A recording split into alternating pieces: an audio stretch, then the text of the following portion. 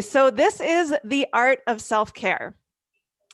And in today's talk, we're going to talk about Skoglund. Nice. Hey, Michelle.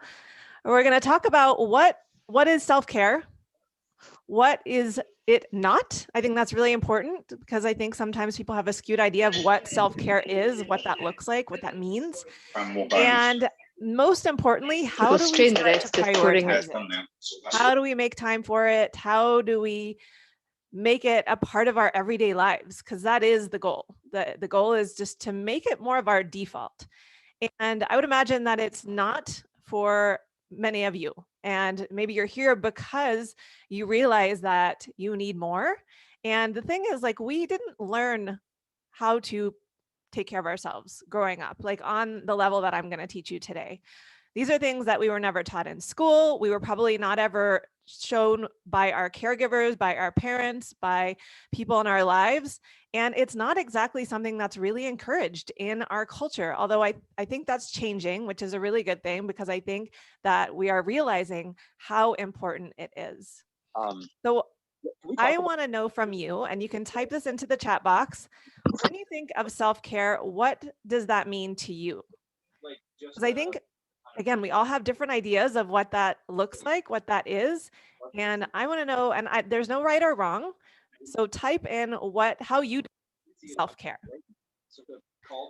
So you're in the right place if you feel like you are taking care of everyone else and you show up for work, your family, friends, for loved ones. But when it comes to showing up for yourself, there's some room for improvement there.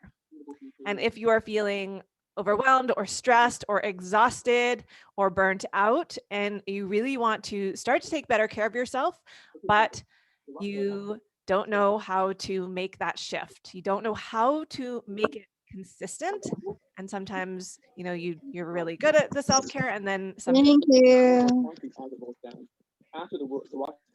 Sorry, I'm just gonna mute you guys so that we keep the recording clear. Resting when I need it. Absolutely, Michelle. Yeah. And I think that you're in the right place if self-care is you've realized that you've come to a point in your life where it is time to focus on you, and you want some practical tools, some simple tips to start to make this shift so you can start to feel better, have more energy, improve your health and well-being, be happier, and live a better lifestyle. So Michelle said, resting when I need it. Yeah. So anyone else want to share how you define self-care, like what self-care means to you? So I'm going to share how I define it and kind of my framework for self-care. And a lot of it comes from Ayurveda. So if you're familiar with Ayurveda, go Y into the chat. So Ayurveda, if you're not familiar, is the sister science of yoga.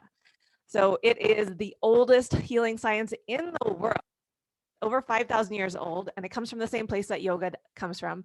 And the word Ayurveda literally means the science of life.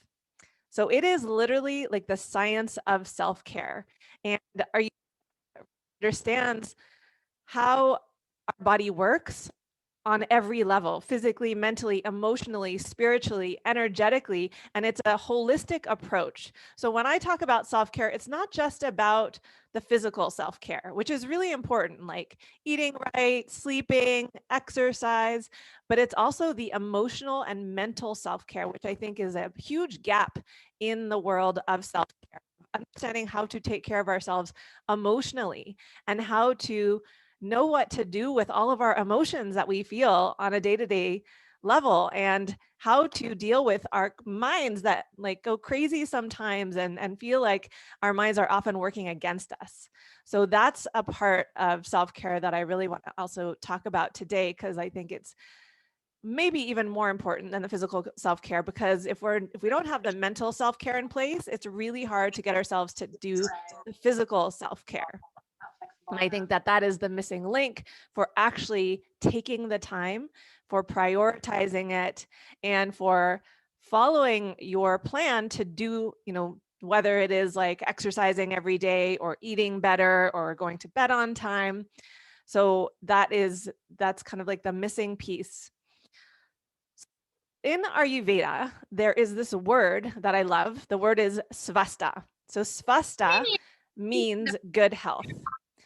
And svasta, I'm just gonna, okay, there.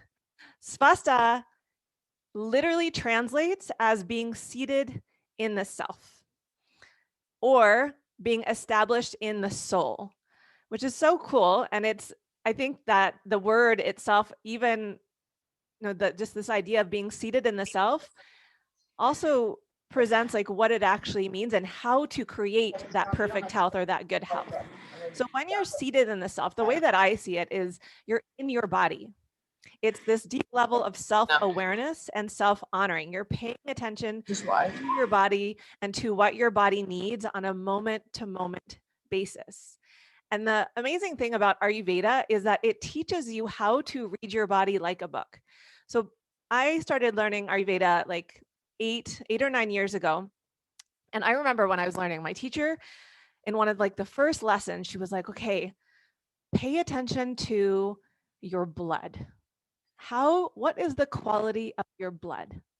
Is it thick? Is it thin?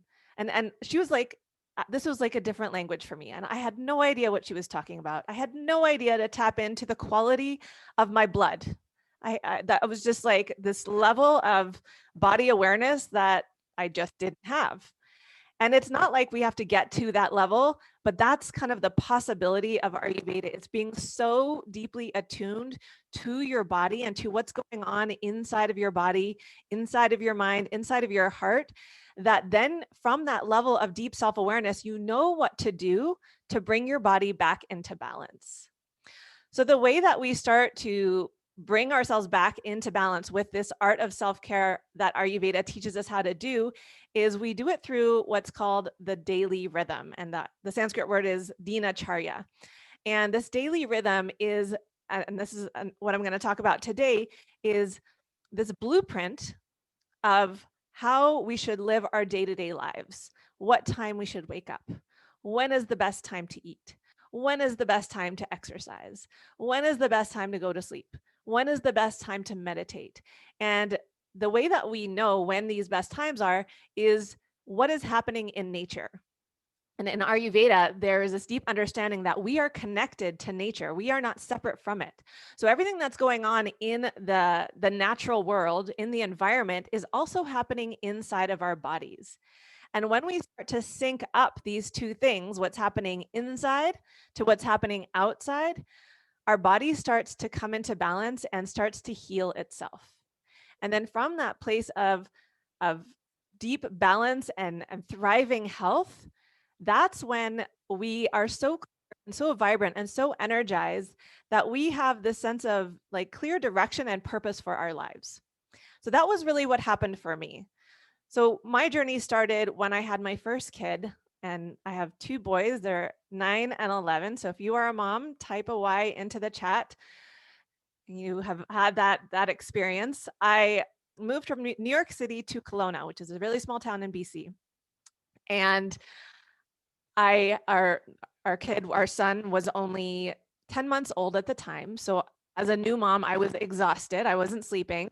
And I was still just like making that transition from having, total freedom in my life to being a parent, but then transitioning from living in New York City to a small town in BC. So there was a lot of big changes happening in my life, a lot of transitions, and I was unhappy. I was suffering postpartum depression. I was stressed out because of all the changes. I had to then like start rebuilding my yoga practice from scratch. I was lonely. I didn't have any friends. I didn't have a community. And I like didn't know what to do. So that brought me to Ayurveda. I was teaching yoga at the time, and because of Ayurveda being yoga sister science, it naturally led me to Ayurveda. And I have always been interested in health and how our minds work and how our bodies work and healthy living and, eating clean and exercise. But this was like a whole new level of taking care of myself that totally blew my mind. And what I learned was not just, what to eat or, what are these things to do, but how to understand this connection between us and nature and how we can start to sync up our daily rhythms with these rhythms of nature. So as I started to change my own habits, which looked like eating dinner a little bit earlier, starting to go to bed a little bit earlier, starting to create a really awesome morning routine for myself, everything started to shift. My postpartum depression completely went away. I had so much more energy. My immune system got so much stronger. I used to be sick for like weeks at a time. And I remember I was teaching yoga at the time, and I would, come to class to teach. And one of my students was like, how is it that, you've got your green smoothie there and, you're in great shape because you practice yoga every day, but you're still sick all the time. And when he said that, I kind of thought to myself, like, yeah, that is weird. Like, why am I sick? I'm doing all the right things, quote unquote, but I'm still, my immune system isn't strong. Like, I'm still struggling in my health in certain areas. So that is the thing. It's like the way that we're taught with health is like, eat this way, make sure you exercise, and that's pretty much it. And maybe get some good sleep. But there's all these other things that we aren't taught that actually make like a huge difference and make a huge impact on our health. So as I started to make these changes, I honestly have not gotten sick in the last 4 years. No cold, nothing. And it's because over the years, I've refined this art of self-care more and more and more. And it wasn't only that I got physically healthier and had more energy. I used to have like 3 or 4 cups of coffee to get me going in the morning. I used to eat like an entire bar of chocolate throughout the day, lots of sugar, snacking, a few glasses of wine every night. But I stopped drinking coffee. I started to, like, these bad habits just started to fall away. And I just didn't want the wine every night. I took out 85% of the sugar in my diet. Like, things just naturally started to fall into place. And that's really what happens with a lot of my students as they start to make these shifts. A lot of the bad habits just fall away all on their own without using willpower, without, like white knuckling, trying to like discipline their way into it, but simply by bringing their bodies back into balance. But the biggest shift that happened for me was that as I got physically healthier and my mind got clear, for the first time in my life, I had this clarity of purpose. I really deeply knew like what I needed to do with my life, what I wanted to do. And it was this. Like, Ayurveda had made such a huge impact on my life that I was like, everyone needs to know this. It's so simple, so practical, so doable for every single person. And this is not the stuff that most people are doing and most people know about. And it's really, once you know it and once you know how to make those shifts, it is the catalyst for huge transformations in your life. So why are we not doing this? What is the problem? What's the main problem? And that's, I think, we need to figure out. A lot of us have this idea of what self-care is and taking better care of ourselves, but we're not doing it. And the question is why? So I would love to hear if you guys have any ideas for why we don't prioritize self-care, why we don't make the time to, whether that plan our meal or exercise or relax or give ourselves just some time to do nothing, read a book, put our feet up. Why not? Why is this so hard for us? So I think there's many reasons. And I think, well, there's socialization. Again, this is not what we see. This is not what we have been modeled to. This is not what we have been taught. We have been taught work harder. And busy has become this badge of honor that we feel like the busier we are, the harder we work, the more we do, the more we accomplish, the more valuable we are as human beings. And we feel like we get our worth by what we do. And this comes from this faulty idea that like we are not enough just all on our own. Like in Ayurveda or in yoga, there's this word that I love. It's purna. And the word itself means fullness or wholeness. And it is really this idea that like we are whole, we are complete, we are 100% worthy, and we always have been, and we don't need to do anything, we don't need to change anything to be more worthy. Our worthiness is complete and inherent. But we have been taught that no, like you've got to look a certain way, you've got to do certain things. And so we live our lives on this hamster wheel of like, if we just kind of get to the next level or are more productive, then we will have earned our worth as a human being. So this keeps us on this like treadmill of overworking and leading to burnout. So I think that's one problem. And I think another problem is it comes from just our evolutionary biology. And as human beings, we are hardwired to want to fit in, and we want to be liked and accepted. And this is such a huge driving force behind every single thing that we do. There's a really great quote that I just want to read really quick. We almost always equate belonging with love. Feeling connected is that important to us. This may help explain why it's so easy to downgrade our self-care choices when we are around people that aren't honoring their own self-care. The amazing news is that the opposite is also true. When you hang out with loved ones who honor themselves, you are more likely to do the same.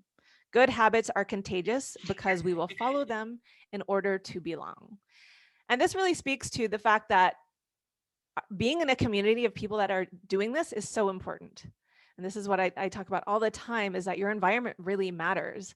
And if you're around people with healthy habits and healthy lifestyle and the similar values, it's so much easier to do that stuff because we are hardwired to copy each other. We have literally in our brain something called mirror neurons that causes us to do this.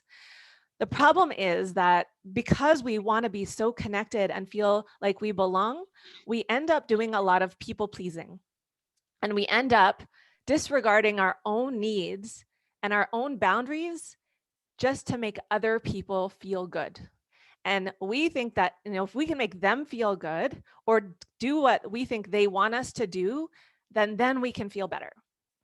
And the problem with that is that by dishonoring ourselves, we slowly start to resent, we start to feel like we are not living our life the way that we want to live. And we, at the expense of our own self, we are, tailoring our lives to everyone else. So the third thing is that this is also comes back to evolutionary programming, is that we are hardwired as humans to survive. Like our brain has our primitive brain has one job, and that is to keep us alive, keep us breathing. It is not to keep us fit and healthy. It is not to keep us, deeply connected to purpose. The primal brain just wants to keep us alive, which means that it just wants us to pursue pleasure, avoid pain, and conserve energy. And this is literally what helped us survive over thousands of years.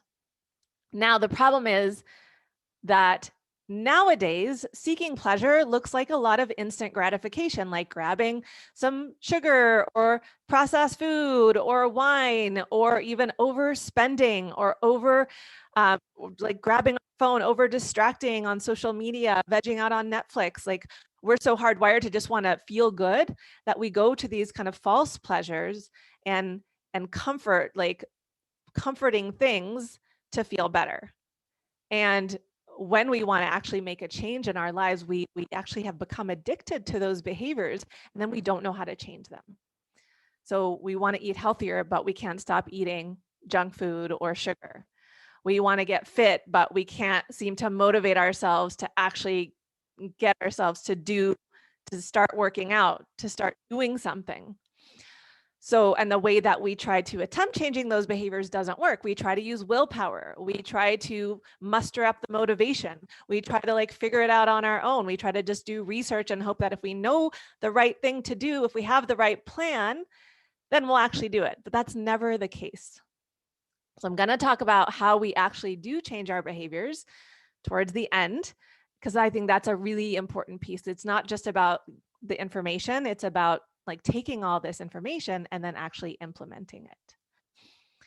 So The problem when we are in these habits of people pleasing or seeking these false pleasures or overworking to try to like do something to feel like we have value or worthiness, is that it slowly erodes our relationship to ourself. And this is the essence of why we're not practicing self-care. This is why we're not, because we don't feel like we're worth it. We don't feel like we deserve it. We feel like if we do this for ourselves, if we take time away from our family or our work, then somehow like we feel guilty about that. I know this because I've talked to so many women, and if you can relate, type a Y into the chat. So in Ayurveda, there's another great word, and this word is like the reason, the cause of all the problems. And the word is prajna parada. So prajna parada means, it translates as crimes against wisdom. And it refers to the fact that we do things even when we know better, even when it goes against our better judgment, even when we know that this thing is going to have a negative consequence, but we do it anyway. And when we go against, maybe we make a plan and we don't follow our plan, we don't honor our word, and we do this over time, we stop believing in ourselves. We stop trusting ourselves. We stop making promises to ourselves, or even we stop setting goals altogether because we know we're not going to do it anyway. We stop setting New Year's resolutions. And we don't want to disappoint ourselves because we have disappointed ourselves so many times in the past. Now, self-care, and maybe you've heard this, is not selfish, and we know this on a logical level, but we haven't really deeply internalized it, and we don't fully believed it, because if we fully believe that, we would be doing more of it. So to make a case for self-care not being selfish, we have a responsibility to take care of ourselves and to create this, what I call body integrity, or even just personal integrity, where we're not doing prajna parada, which is going against what we know is best, but we are aligning our daily actions with our values and our goals. We are honoring our word. We have a deep and intimate and trusting relationship ourselves, that we know what we want, we know what's important, and we do those things. And that's where we want to get to, because that is where we can tap into our potential as human beings, and we can live our most full, authentic life. And we can be an example for all the people in our lives. So especially those of you that are parents, I grew up with a mom who didn't really honor herself and her body. Like, she ate healthy, but that was about it. Aside from that, she ran herself into the ground. And at 75, she is still overworking, and she is still overly stressed. And it's become such a pattern of, just this doing. So the first step I always do with my students, in all my programs, is we first just get clear on what are the values, what is most important, because most of us haven't even taken the time to do this. And that's what I think of that as like heart self-care. So there's body self-care, there's mind self-care, and there's heart self-care. And the heart self-care is, what is most important to me? What is my big why? What do I really want? So I want you to take a moment right now, and you can close your eyes and ask yourself, what do I really want? What do I want? And as women, I think that we haven't even asked ourselves that enough. And we've pushed our desires to the side and, put them in the corner because we have so many other things, so many responsibilities or other people to take care of, that we haven't actually, we've dismissed our desires for so long, we actually don't even know what we want anymore. So if you feel like, I don't even know what I want, know that you're not alone. So many women I work with start there, where they're like, I have no idea. I just know I don't want this. So if you know what you don't want, that is a good starting point as well. Maybe you don't want to feel tired anymore. Maybe you don't want to feel stressed. You don't want to feel overwhelmed. You don't want to feel anxious. You don't want to feel lonely. You don't want to feel depressed. So when you start to honor these desires and you start to get really clear on what's important to me and what do I really want, then we can start to slowly shift and align our lives to that thing. And then we start to build that integrity with ourselves. So integrity is, if svasta is the Ayurvedic word for good health, I think integrity is like the closest equivalent. It's like being seated in ourselves, being so in tune with who we are and what we want, and then having, living from that place, like truly living from within, not from like what we feel like the outside world expects from us, but from what that inner guidance is leading us towards. So how do we bring ourselves back to integrity? And I'm going to talk about 2 ways today. And the first way is simply we need to just bring our bodies back into balance through this daily routine, through the daily rhythm. And the daily rhythm is the clock. The Ayurvedic clock has this blueprint. I call it the Thrive Blueprint. So I'm going to actually use my whiteboard here. So hopefully you guys can see that. So in Ayurveda, there's this understanding that everything in nature, everything in the world is made up of the 5 elements. 5 elements are earth, water, fire, air, and ether.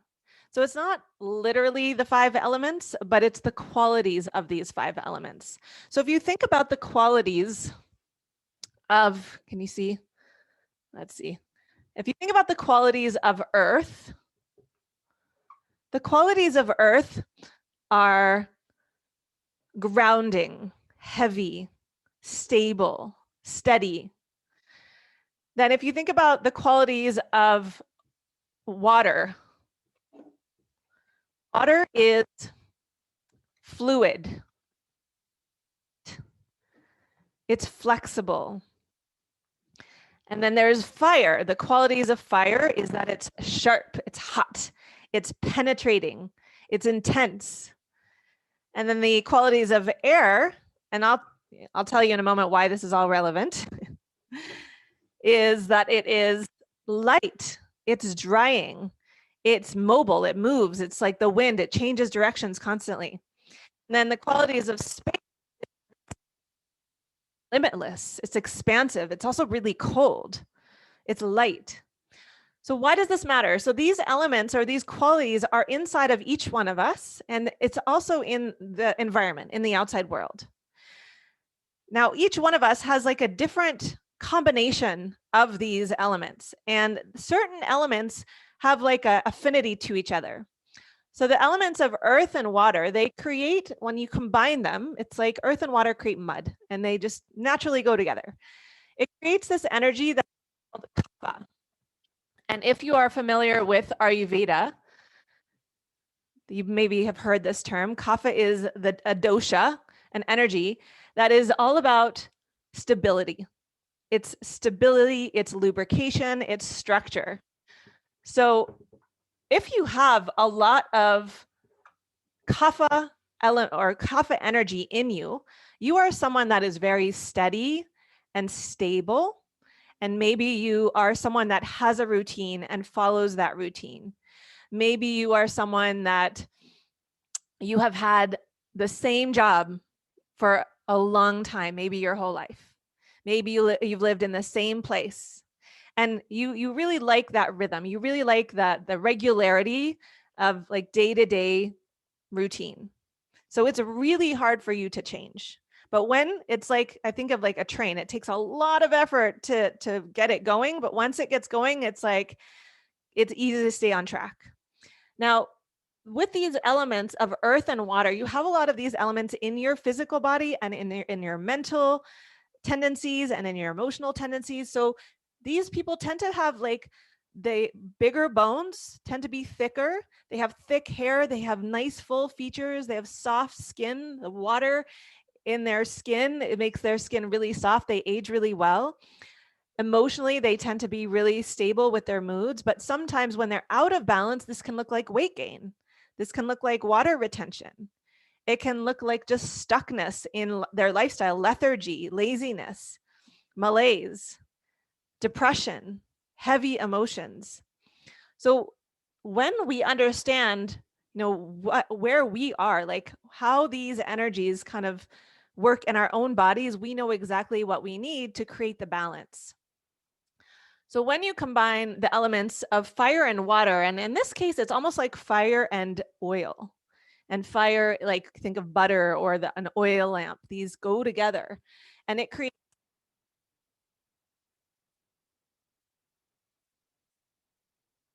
transformation, metabolism, and digestion. So I have the most amount of pitta in my constitution. So I have a lot of fire and water. So what that looks like is physically, there can be physical properties like red hair or freckles, but there can also be just a tendency for inflammation. These people have more of a medium body type. They tend towards hot or sharp emotions like anger or irritability or hyper focus or being kind of critical of themselves, critical of others. When in balance, though, they tend to be really driven and really focused, and these are the people that can make things happen. They can create transformation. They can set a goal and they have the discipline and determination to make that goal happen. But they can also burn out. They can also overdo it, and like think of a fireball, they kind of like everything in their path is destroyed. So they can destroy relationships or destroy their life at the expense of their goal. So we want to kind of keep that in check. And that's the thing with all of these. We want to know what we need to do to keep ourselves in check. And it's different for everyone. And that's why it's the art of self-care. That's why it's unique to each one of us. And that's one of the things I love about Ayurveda. It's not a one size fits all. It's all about who are you? Who are you in terms of your constitution? Who are you in terms of your values? Who are you in terms of your goals? And then how do you slowly align to that? And then the last one is in air and space. It creates the dosha, the constitution called the energy of movement. Vata in their constitution, they tend to be like the wind, all over the place. So as opposed to kapha, these people are never at the same place very long. They're always changing. They're always either moving or changing jobs or have new ideas. They tend to be very creative and really inspired. They tend to live in their heads, in their imagination. They tend to maybe be sometimes a little bit spacey or even like in a derogatory way, like airheaded. That's like when you some of the words that we use can even like embody these elements. Now, vatas, when they're out of balance, they tend towards a lot of anxiety and fear and nervousness. Their nervous system is like on high alert. It's all that like light and vibrational energy. But in balance, again, they're very creative and very excited and very enthusiastic and very vibrant and alive. So what does this have to do with self-care? So on one hand, we want to know what's our unique combination of these doshas. And if you have never done a dosha quiz, you can just go online. And actually, I have a quiz. I should pop the link in there. You can take a quiz and find out what's your predominant dosha. What do you have the most of? So that you know, okay, if I have a lot of vata, I need to create grounding and structure and stability in my life. If I have a lot of pitta, I need to chill out and calm down and slow down and really just not overdo, overwork. If I have a lot of kapha, I need to move more. I need to shake things up. I need to lighten up. So one way we can start to honor who we are, just to know who we are first. So what does this have to do with the rhythm? So if we take a clock, the clock circle, and we divide it into thirds, because remember there are three doshas. There's three energies. And this is a 24-hour clock, so it goes around twice. So here this is 2 and this is 6. Now, we need to know what energy predominates the different times of the day, and that will tell us when is the best time to do certain things. So for example, right now, we're in, at least where I am in Kelowna, it's around 10:30. So this is this kind of third of the day. And when the sun, which is a fire element, it's literally like the biggest fire element in the universe, is the most strong. So the sun is most predominant, the fire energy is most predominant between the hours of 10 and 2. So this is the pitta time of day. Now, another thing about pitta, I mentioned before, it's the energy of digestion. The word pitta is also the same word for bile. So bile is what helps us break down food. It helps us break down protein and fat, and it really aids in digestion. It's like gastric juice. So we have the most amount of bile between the hours of 10 and 2. This is really, really important because what this means is that we should be eating our biggest meal in this time of the day. This should be our main meal, not dinner, which is what most people do because this is what everyone does. This is what our culture does. And the reason why is that back pre-industrial revolution, we used to do this. We were working in the fields, we were outside in nature, foraging, farming, and we would come in during the hottest time of the day. And that's when we would sit and we would eat a big meal and maybe we'd have a little bit of a rest. And then we'd go back out and finish our work day. And at the end of the day, we would have just something really small and that was called supper. And supper was just a little soup or a little stew or just a supplement that would tie us over till the next day.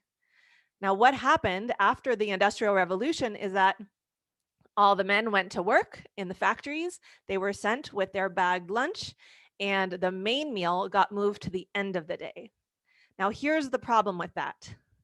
As the sun goes down, so does pitta production. Bile production. We literally have less and less ability to break down our food as the sun goes down.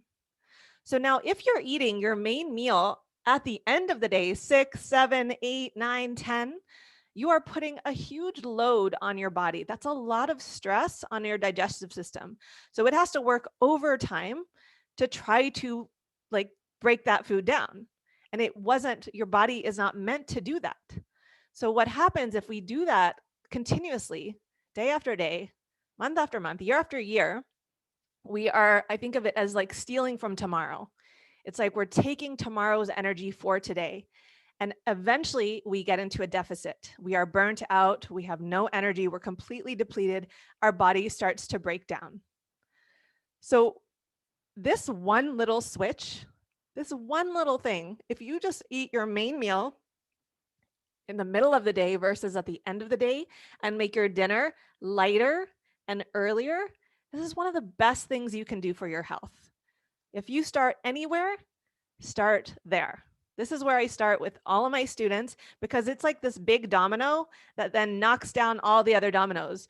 Because when you eat a lighter dinner, and eat earlier, you can break your food down and you're able to start to get ready for sleep and your body isn't having to work overtime and you can go to bed earlier. When you go to bed earlier, you wake up earlier. And if you didn't eat a heavy late dinner, you wake up feeling light and clear and energized. Have you ever had this experience where you've had, maybe it's like Thanksgiving or Christmas dinner or something, where you've had a lot to eat, or maybe you've had a later dinner and you wake up the next day and you literally feel like you still have that food in your belly? That's literally what is happening. You have that food still in your belly. You have not broken it down effectively. And over time, this accumulation of food turns into ama. And ama is the Sanskrit word, the Ayurvedic term for uncooked. And it is literally like this toxic buildup in our bodies that is the reason behind all disease, all balances. So as we start to make this one shift, we start to slowly clean up our bodies. So I am doing a Spring Clean Your Life free 5-day challenge, by the way. Forgot to mention it in the beginning. And that's in a few weeks, so stay tuned.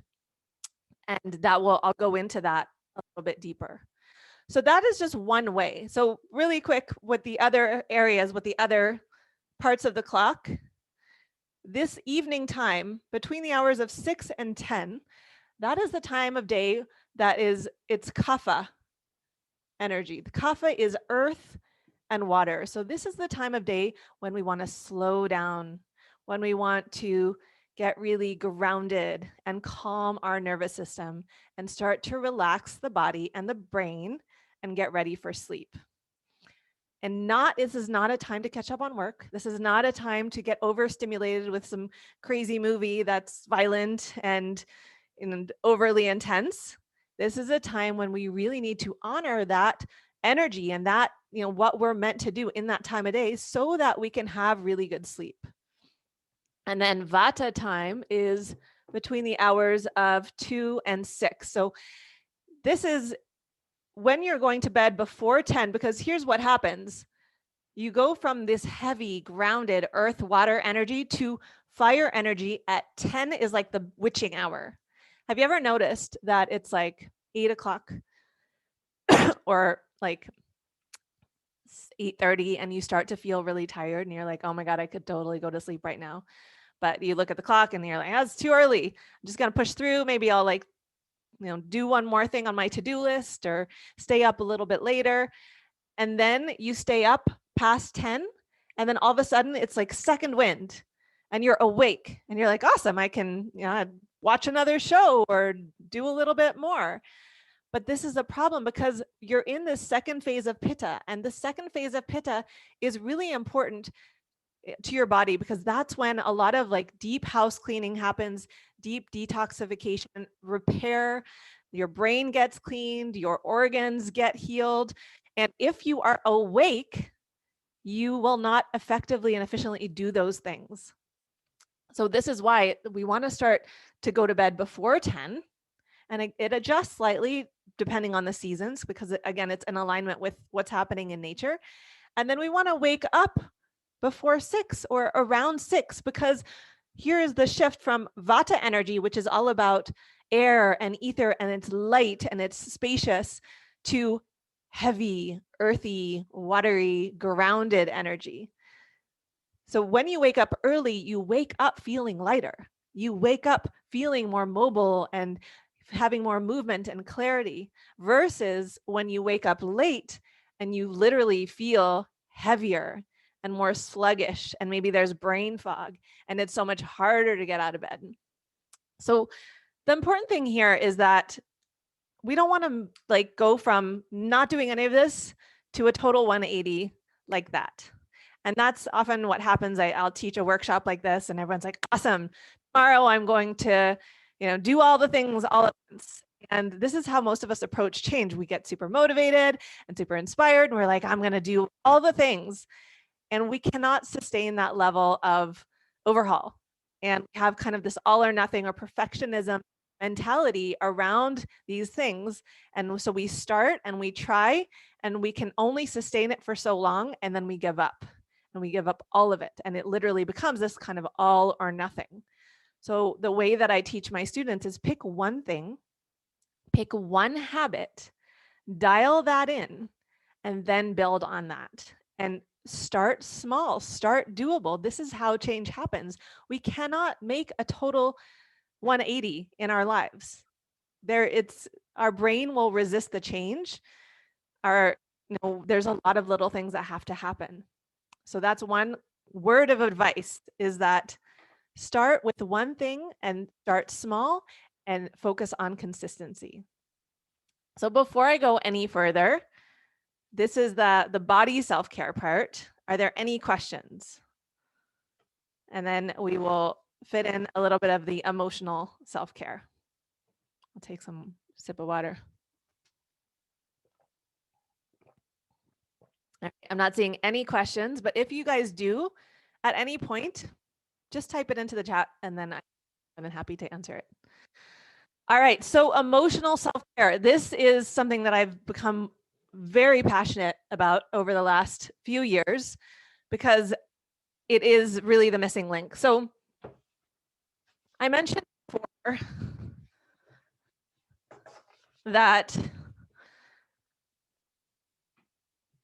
the habits of Ayurveda made a huge impact on my life. Like I really did. They really were the catalyst for me living my purpose. Like they were able, having the foundation of like deep, strong health, vibrant health, deep immunity allowed me to have that ability to like step into my purpose. And just having my like baseline physical needs being met every day. And that's where we want to get. We just want to get to the place where this is just habit. This is just what we do regularly without even thinking about it. It is our deep to take really good care of ourselves.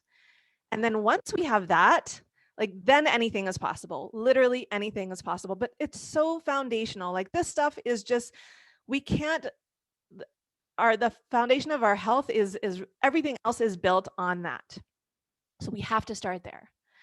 And then we start to really refine. So once we get our bodies into balance, we start to get more attuned to our bodies. We can start to, we're paying attention, we're noticing when we need to rest, when we need, to go outside, when we need to move our bodies, when we need to drink water.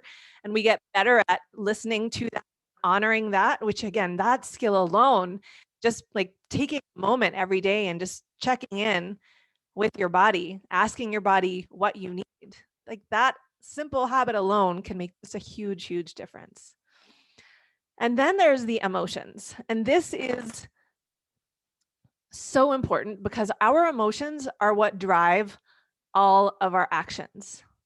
Because you might have an intention, a goal to wake up earlier and have a morning routine, or to start to, have better meal times and eat healthier, or to, get better sleep.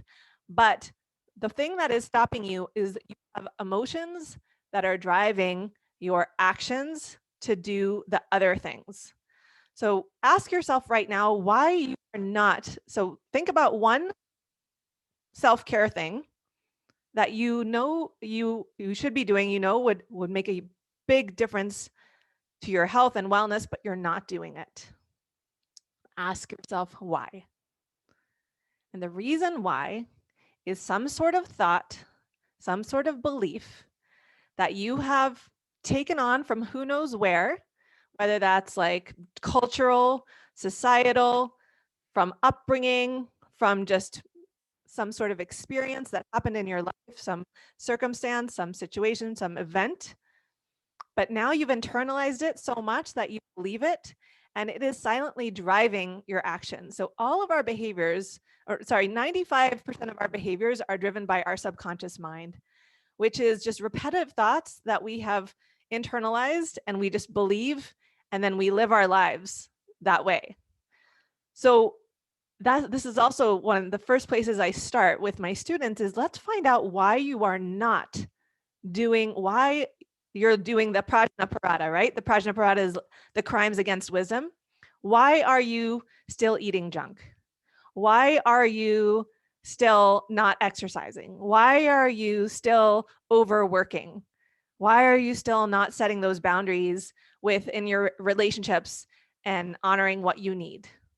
So until we get that, we have that radical self-honesty and understand why we are not, then we can understand what we need to think instead that will help us do this, that will help us shift into making those changes. But the most important thing to understand is your emotions are what drive your actions, and your emotions are caused by your thoughts and your beliefs. So there's something that I teach called emotional empowerment. And there's 3 steps. And the first step is emotional responsibility. It is understanding that your emotions are not coming from the outside world. It's not, you are not mad because your husband did not take out the garbage. You are not irritated because your kids are not listening to you.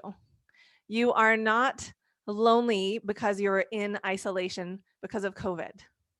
Really listen to me here. This is really important.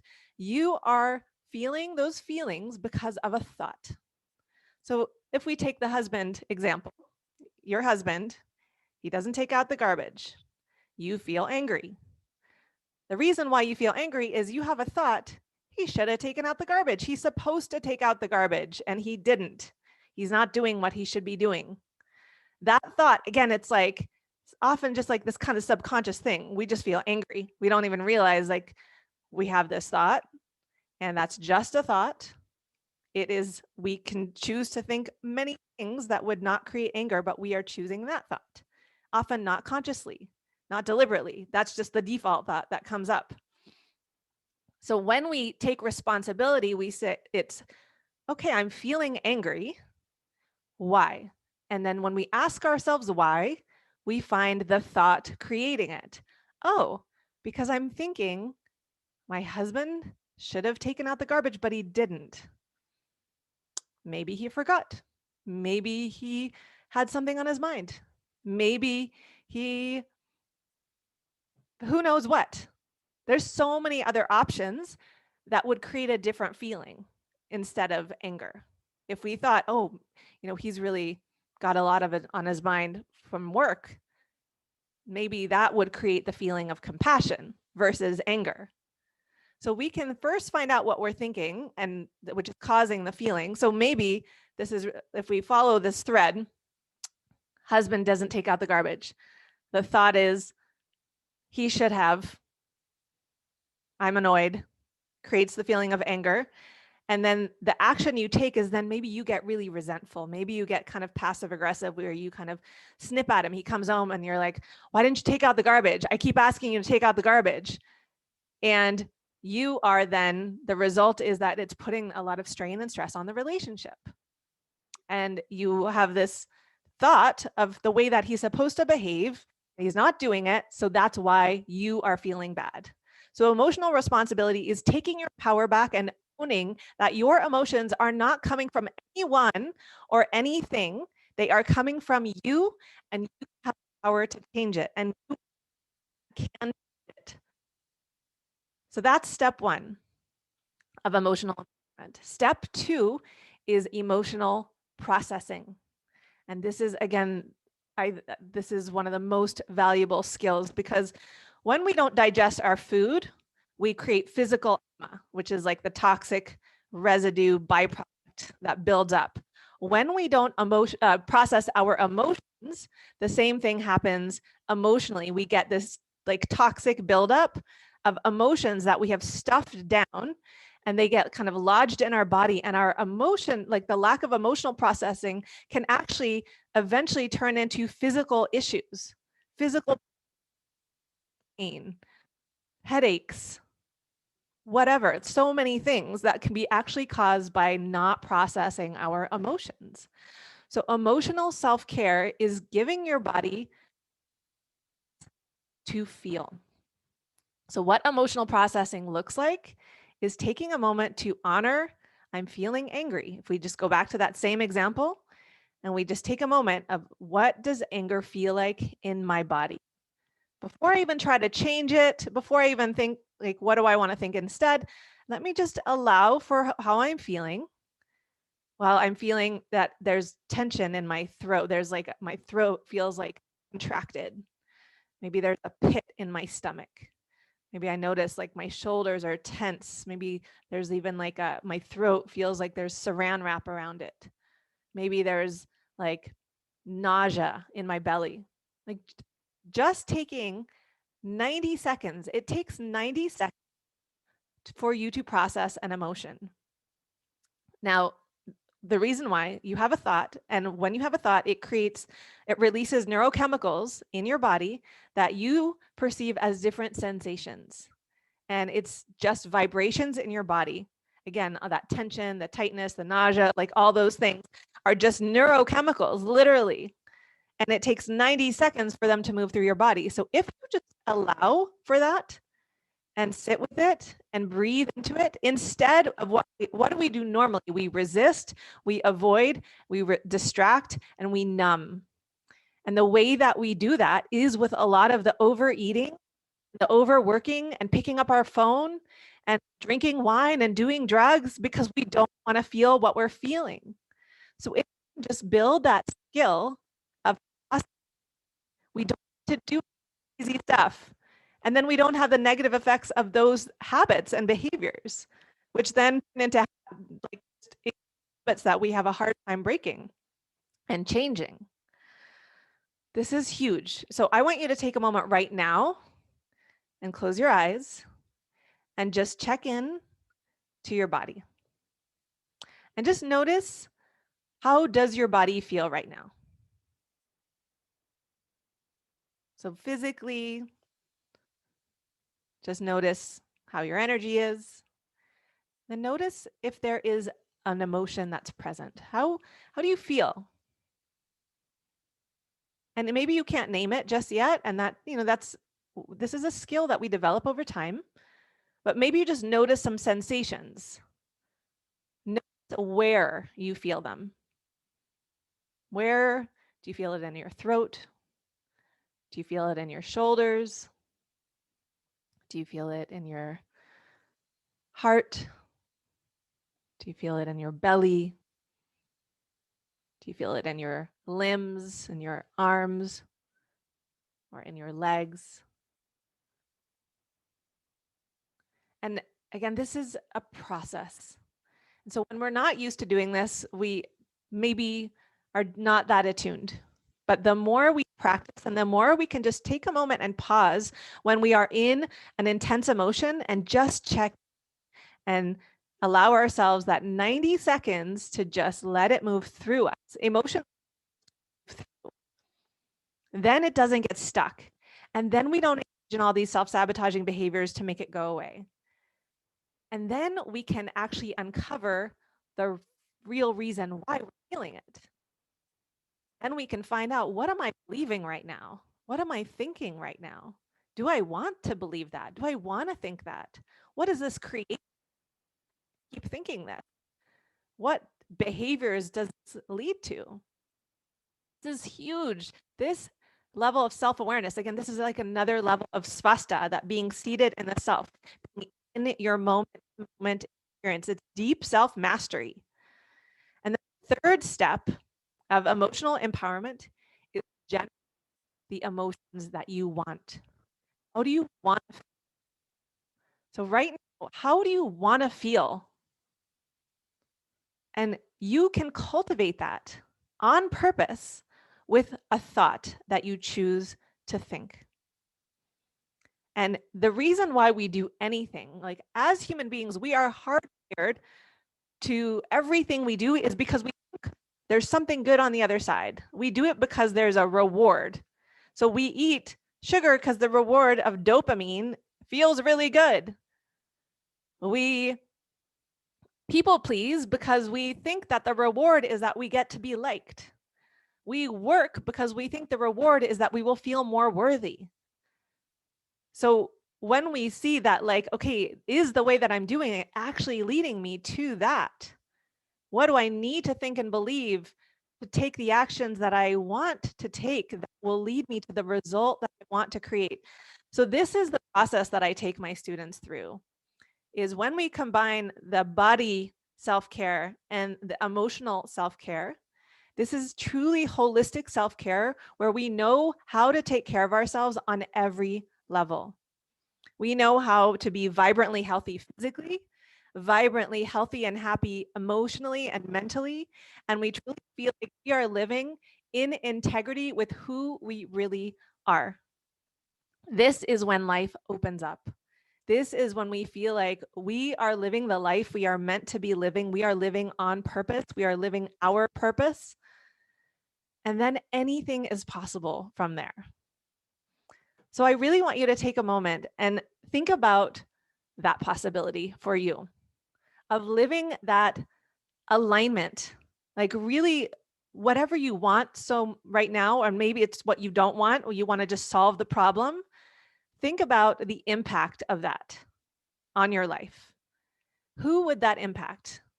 Not just you. There's people in your life that it would impact. Maybe your family, maybe your close relationships, maybe the people you serve. If you are fully seated in yourself with this deep self-love, self-worth, self-confidence, self-integrity, what does that mean for you? This is huge. This is everything. So I want to finish with just 3 quick tips, because to bridge the gap, I told you in the beginning, I would tell you not just like what you need to know. I gave you the how, or sorry, the what you need to do, or the how you need to do it, but then how to make the shift from your current habits and your current tendencies to actually doing these things. And there are 3 levers for behavioral change. Your environment is huge. I read that quote in the very beginning. When you are surrounded with people who are doing this stuff, it just happens more easily and more naturally, because that is how we are wired as human beings. Your community matters. You need to put yourself in a community of like-minded people. I have a free community called the Grow Strong community. If you're not in there already, join us. And also, we need to be around people that lift us up and that hold us to a higher standard. And this is, people join my programs because they want that accountability. They want that support. They want to be invested in the change. And by, making that choice to be in the community, they do the work. They hold themselves accountable. They have that external accountability as well. They have the peer support, the guidance, and the people that are on the same path doing it right alongside them. So we realize we are not alone. And that's the other thing. We try to do this alone. When we realize that we are hardwired to be to be similar to the people that we are around, then we need to see, like, the people that I'm currently hanging out with, do they have these habits that I want? Are they living the lifestyle that I am moving towards, that I want for myself? If not, we need to find those people and start hanging out with them.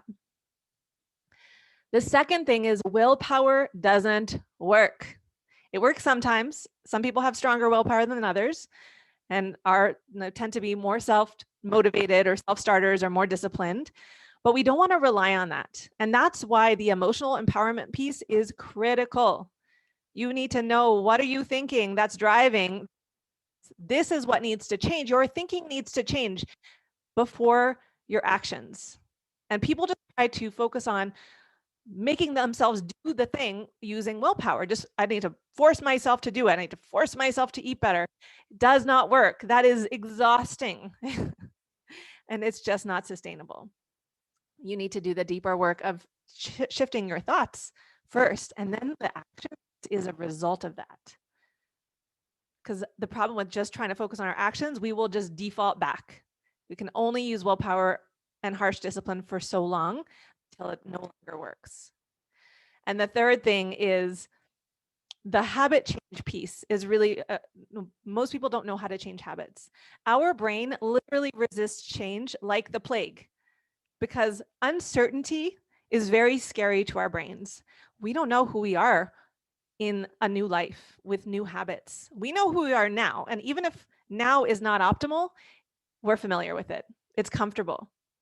So in order to really shift into who we want to be, there are, and this is what I call evolution, we need to use the prefrontal cortex. So there's the primitive brain that's all about seeking pleasure, avoiding pain, and conserving energy. But then the prefrontal cortex is the part of us that can see a future that does not yet exist.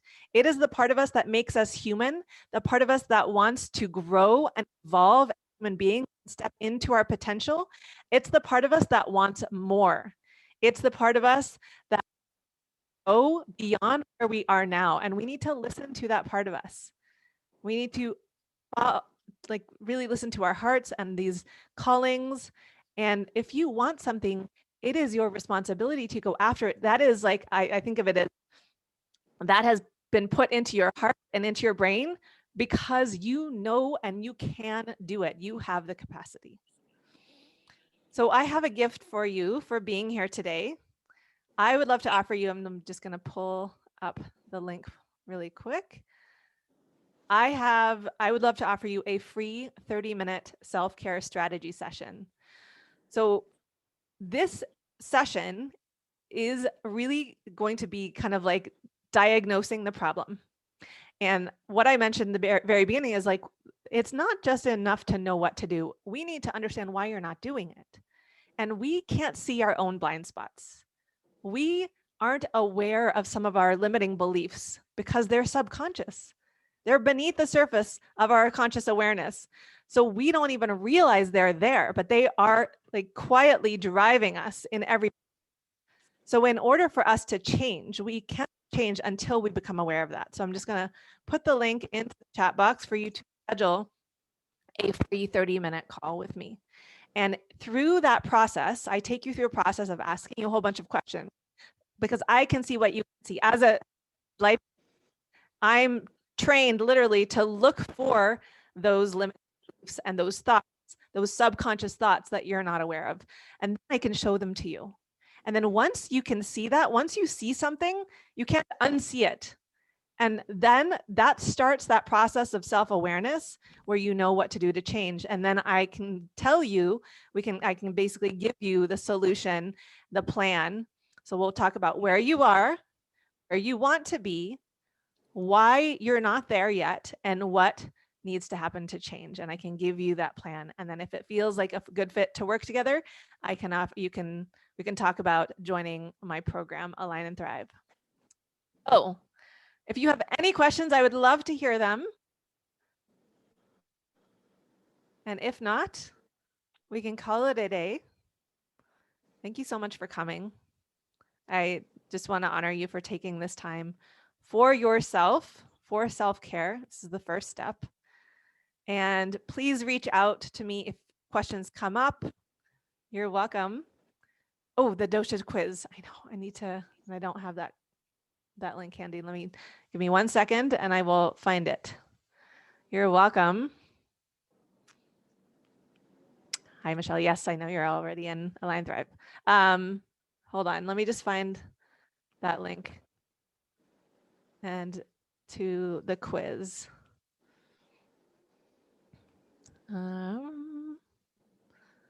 Sorry, I should have had this handy. I didn't think of it earlier. And if you have questions while I'm looking, just pop them in. Okay, hold on. Where to look? Yes. All right. I am putting the link in. Go take the quiz and reach out. I would love to talk to you. Thank you for being here. Have an awesome day. Bye.